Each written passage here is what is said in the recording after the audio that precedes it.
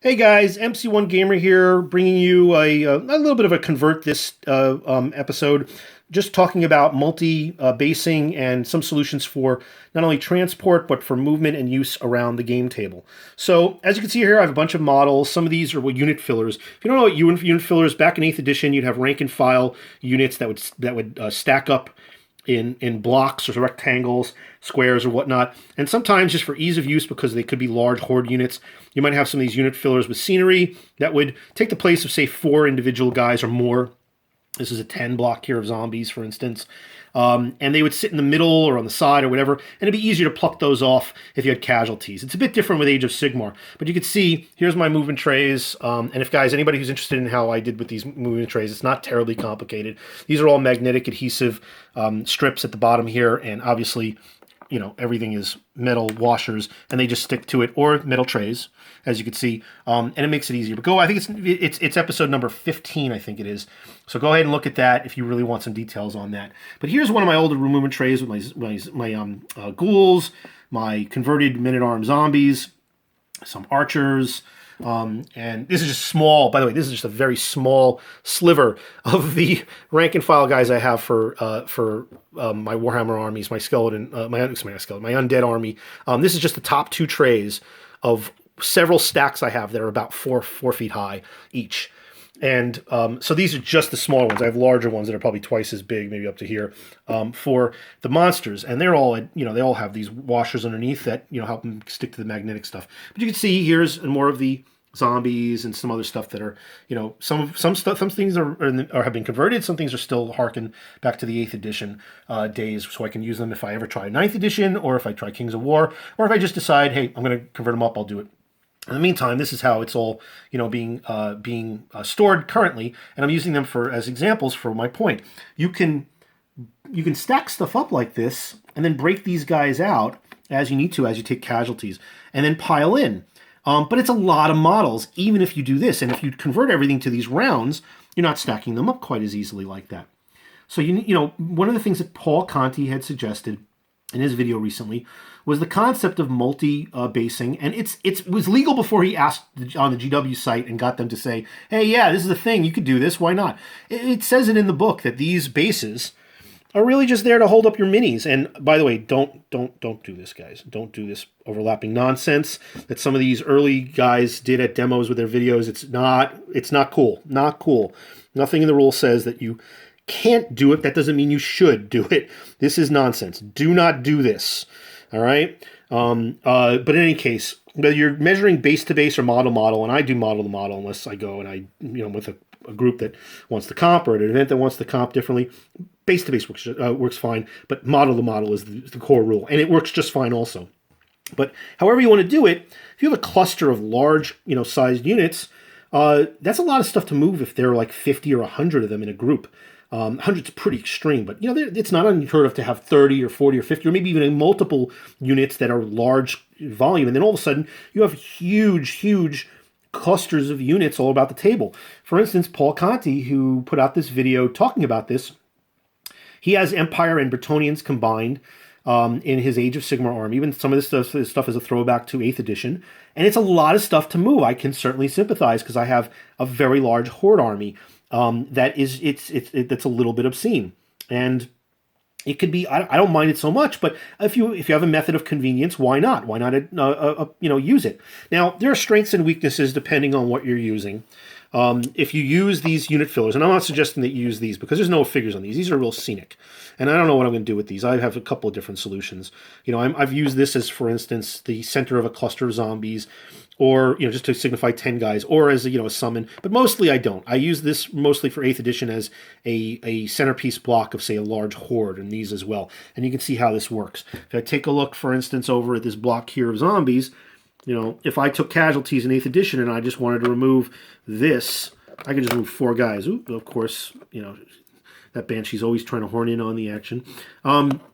If I summon more, it's just putting that one thing in there, and that's a little bit easier than having to pluck off individual guys and having to rank them up if they come back, or if you want to store and if you want to put stuff away to go to the next stage of maybe an organized event, or when you're going home, whatever the situation is. that could be annoying when you have large clusters of these, and it would be nice to have a little bit of a solution to try and, have the best of both worlds. Be able to do these large cluster units, move them in mass formation, and have the ability to pluck off casualties as needed. So if if I lose guys, I can pluck one or two of these guys off. But if I want to move them in clusters, I don't have to move every individual guy, because what can happen is, if you do them in blocks, let's assume that there's 4 guys on this base. And again, this is just a scenic base that took the place of 4 guys, but in Age of Sigmar, I wouldn't necessarily do that.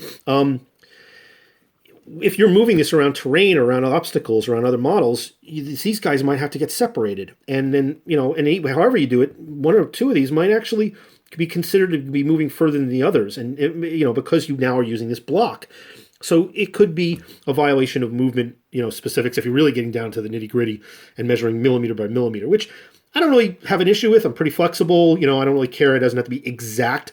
But if you're in a tournament, an organized event setting, sometimes people really adhere to that kind of stuff. And, they're looking at every little fraction of an inch, which I can understand. You're in a competitive environment.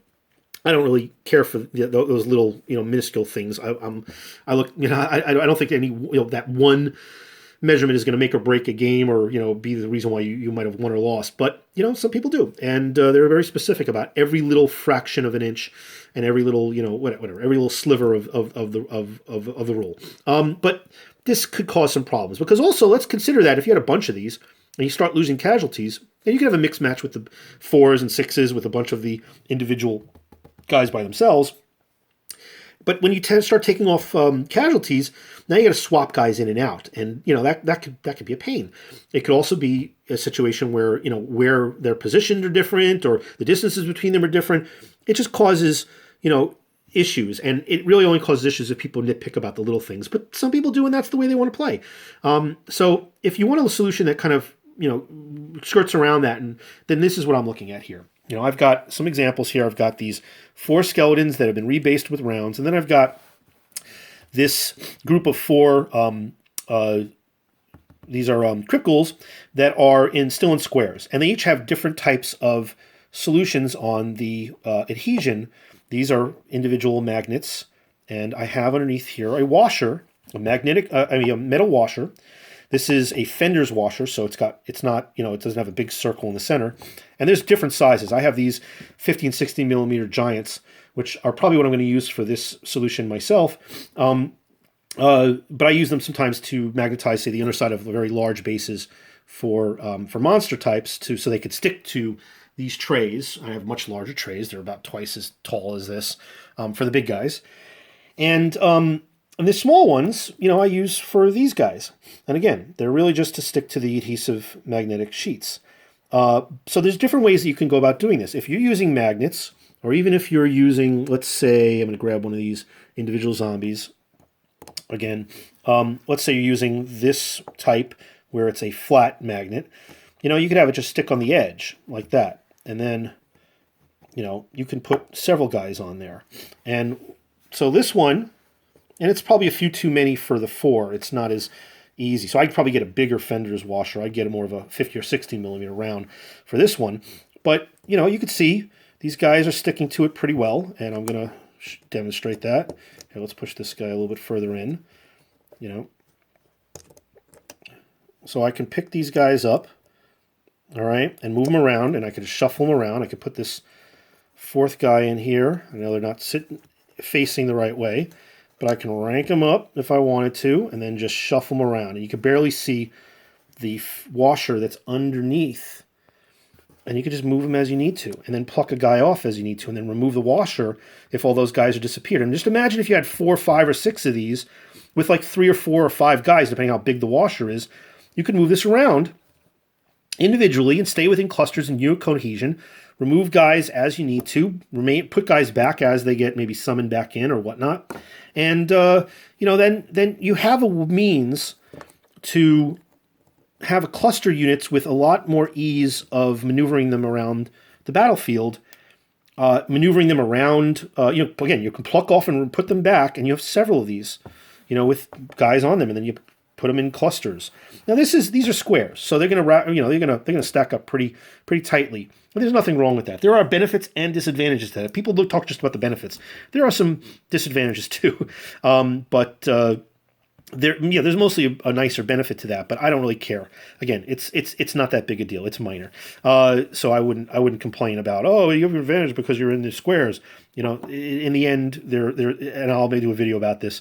There are some disadvantages as well. They're not huge, but they're there. Anyway, so you can move stuff around there and have several of them, and now you have something that you can use. You can move much more quickly. If you wanted to do something with my method, obviously metal is not going to track to metal. These are not adhesing here. You might use something like this. This is adhesive sheets. Again, this is the stuff that I use for these trays. And you cut them out. And you can put them on, say, some wooden bases or plastic bases. And then connect these guys like so. And you can even have them off on slivers.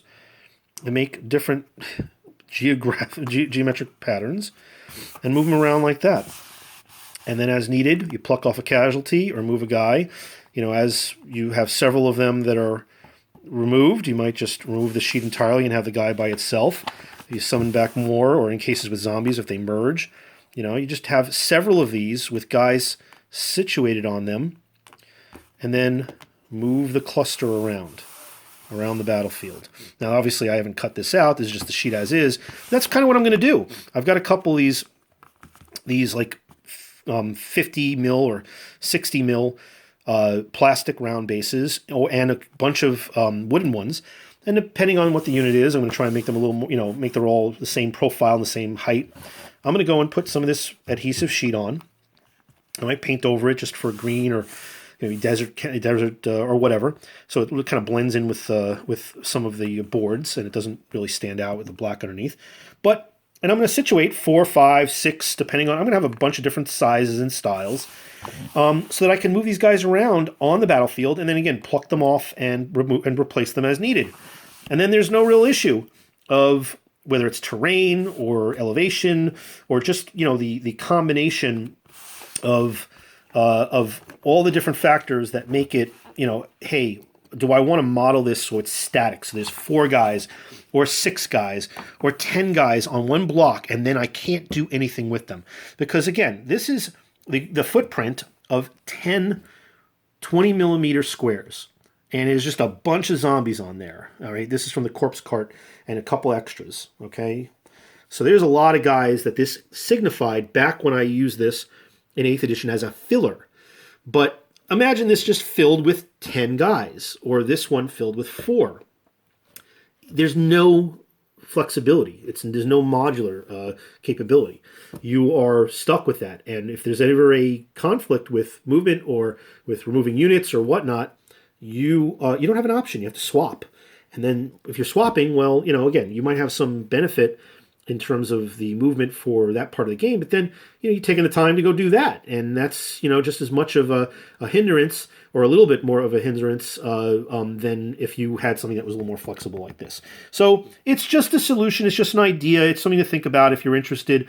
If you're looking for ways to multi-base, and you don't want to just build these bases like this and be concerned about it. Look, if you're playing Kings of War or 9th edition, or still playing 8th edition or any other early edition of Warhammer Fantasy, this is fine. This will work really well for you to have as part of your unit fillers.